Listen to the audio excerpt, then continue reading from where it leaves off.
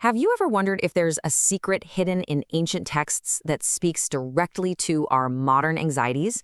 Well, we're going to dive into Psalm 49, but not like it's some old, dusty scripture. We're going to treat it like a movie, a cinematic story all about money, life, and the great illusion of security. Let's get started. So, right off the bat, here's the question that drives this entire story.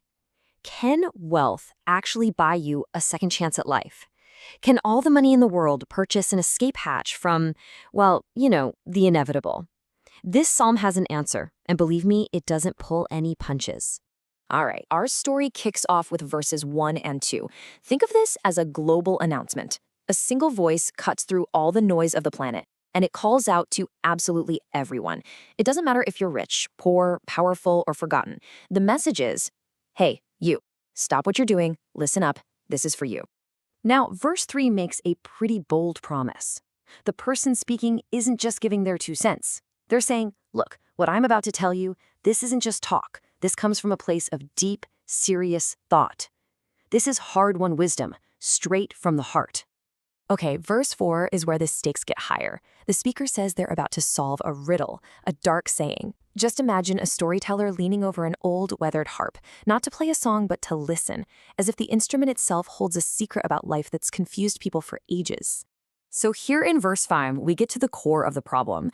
The speaker basically asks, why should I be scared when corrupt, wealthy people seem to be getting away with everything, when injustice is literally nipping at my heels? It's a question we're all still asking, right?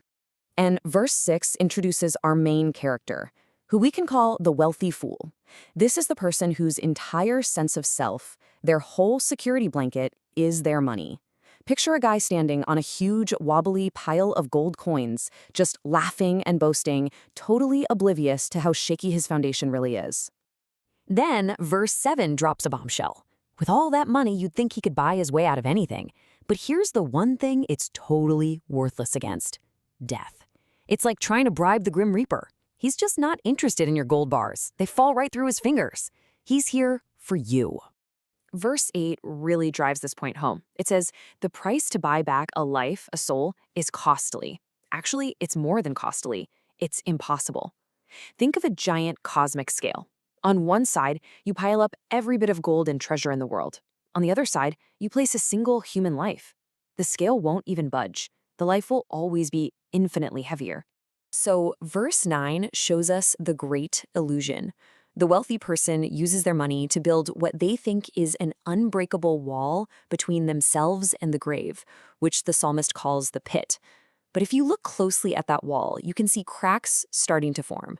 Money can build a temporary shield, but it can't buy forever. And verse 10 brings in the great equalizer. This rich man looks around and sees that everyone dies. Wise people, foolish people, everybody. But somehow he thinks he's the one exception. In the end, of course, he dies too. And the second his hands fall open, strangers rush in to scoop up the wealth he worked so hard to protect. He was never the owner, just a temporary guard. Verse 11 takes us right inside their deepest fantasy. They build these huge mansions, they name entire towns after themselves, all to create a legacy they think will last forever. But you know what it's like? It's like building the most amazing, detailed sandcastle right by the ocean. It's impressive for a minute, sure, but the tide is coming. Verse 12 hits us with one of the toughest truths in the whole psalm. With all the honor, all the fancy titles and awards, if a person doesn't understand this one truth, they're no different from an animal that just perishes. Imagine him looking in the mirror, expecting to see a king, but the reflection staring back is just a sheep.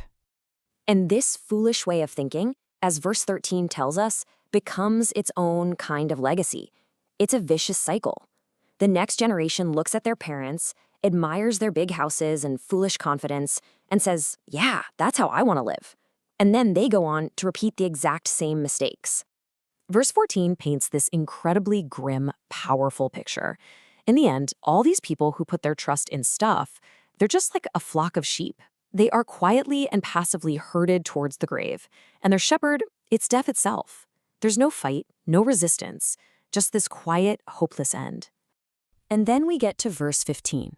After all that darkness, the entire poem pivots on a single powerful word, but. Suddenly, a burst of light. The wealthy man can't buy his way out, but The speaker says, "God will redeem my soul." See, this isn't a transaction. It's not a payment. It's a rescue. So, how does knowing all this change things? Well, verse 16 gives us the real-world application.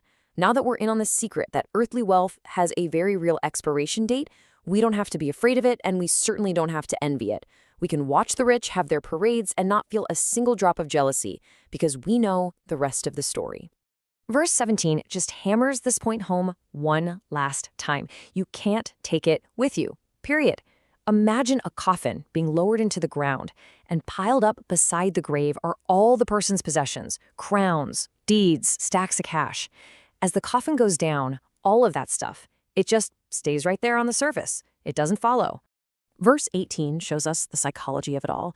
The guy spends his life patting himself on the back, and the world cheers him on. I mean, people will always praise you when you do well for yourself, right? He gets caught in this endless loop of self-praise and applause, and he starts to mistake all that noise for real, lasting value. And where does this path finally lead? Verse 19 is just chilling. It says he simply goes to join his ancestors who lived the exact same way. Imagine him walking down a long, dark hallway lined with portraits of his family. And at the end of the hall, there's no door, no exit, just unending darkness. His story ends just like theirs. And finally, verse 20. The psalm ends by repeating its most powerful line, like the chorus of a song, just to make sure we get it. A person can have all the honor in the world, but if they don't understand what really matters, they are just like the beasts that perish. The reflection in that mirror, it doesn't lie. So in the end, the whole story boils down to this one huge contrast. On one side, you have the dead end of earthly wealth, completely powerless to save. And on the other, the hope of a rescue from beyond. It's the difference between a locked door and an open hand reaching down to pull you up. And that leaves us with one final, unavoidable question. This ancient poem, it's not really about some other guy. It's designed to make us look at our own lives. If our fortunes fade and our legacies crumble, then what is the inheritance that you're building? What is it that's truly going to last?